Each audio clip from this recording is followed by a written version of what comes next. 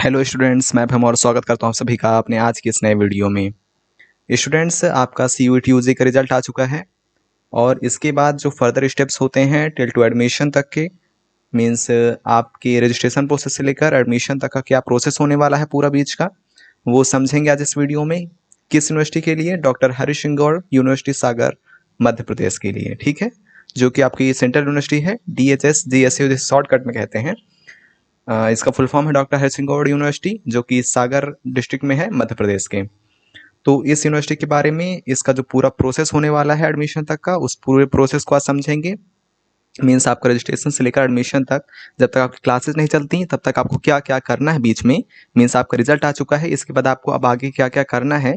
तो पूरे प्रोसेस को समझने के लिए वीडियो लाया गया है। आपको पूरी प्रोसेस समझाई जाएगी और पूरा कन्फ्यूजन क्लियर किया जाएगा, ठीक है स्टूडेंट्स। तो आपका रिजल्ट आने के बाद अब अगला स्टेप क्या होगा, तो स्टूडेंट्स समझिए इस बात को। पहले तो आपका CUT का रिजल्ट आ चुका है, CUT UG का रिजल्ट आपका आ चुका है। आपने अपने मार्क्स देख लिए होंगे। अब आप अपने जो यूनिवर्सिटी आप जिसको चाहते हैं उसकी तरफ आप रजिस्ट्रेशन शुरू होते ही उसमें रजिस्ट्रेशन करेंगे, ठीक है। तो अगर आप डॉक्टर हरीश सिंह गौड़ यूनिवर्सिटी में जाना चाहते हैं तो इसके लिए फर्दर स्टेप क्या होने वाले हैं। तो स्टूडेंट्स देखिए, सबसे पहले रिजल्ट के बाद, ठीक है, CUT UG का रिजल्ट आपका आ चुका है। तो मैंने एलिजिबिलिटी क्राइटेरिया आपको बता ही दिया था कि सागर जो यूनिवर्सिटी है, इसे सागर यूनिवर्सिटी भी कहते हैं।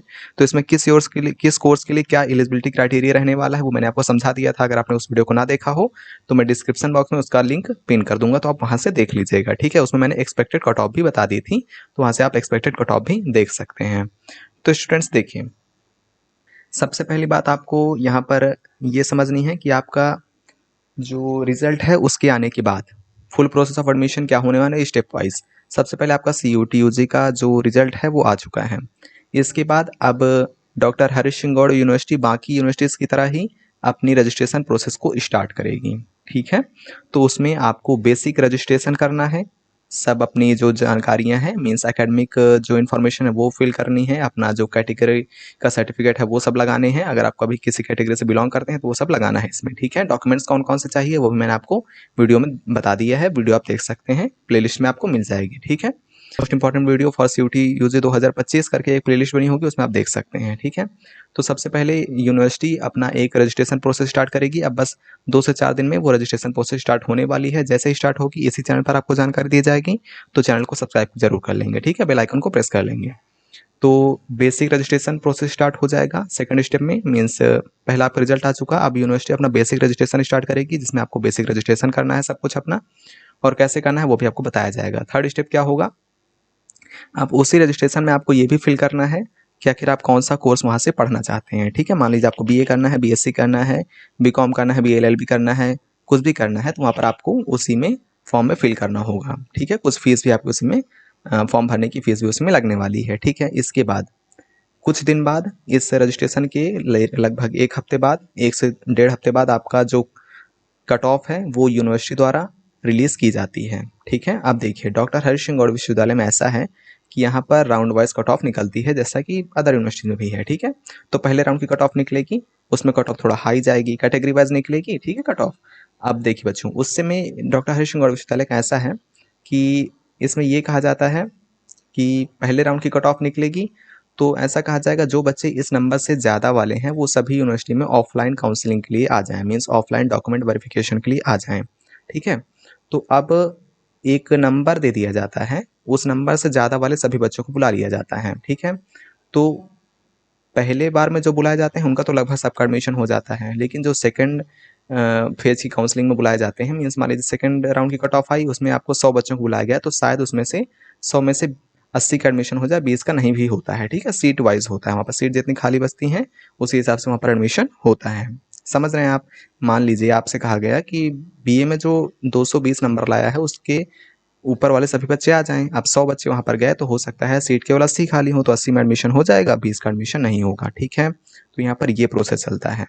तो पहले आपका बेसिक रजिस्ट्रेशन होगा, फिर आपका कोर्स उसी में फिल हो जाएगा, फिर आपकी कट ऑफ पब्लिश होगी, फिर आपको यूनिवर्सिटी में ऑफलाइन काउंसलिंग के लिए प्लस डॉक्यूमेंट वेरिफिकेशन के लिए जाना है, ठीक है।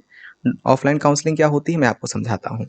अब बच्चों देखिए, यहाँ पर ऑनर्स नहीं चलता है, डॉक्टर हरीश सिंह गौड़ विश्वविद्यालय में ऑनर्स नहीं चलता। मीन्स कैसे?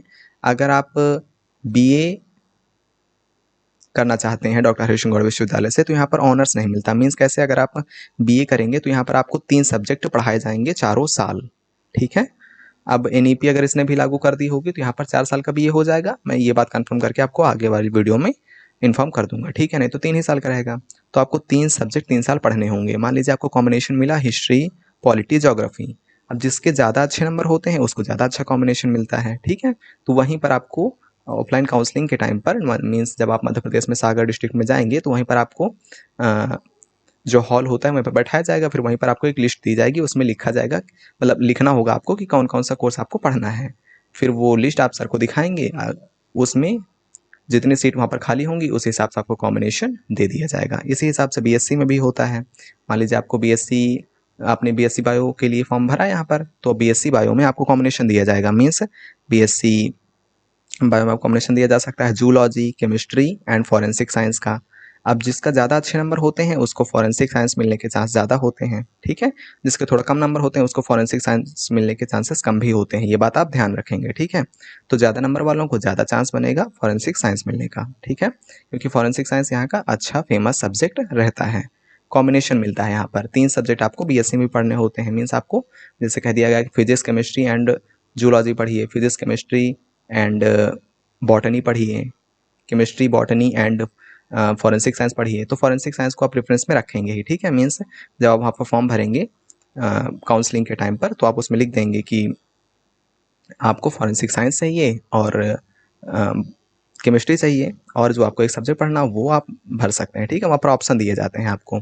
अब देखिए जितने अच्छे नंबर होंगे तो फॉरेंसिक साइंस मिलने के आपको चांस बढ़ जाएंगे, ठीक है। समझ में आ रहा है आपको।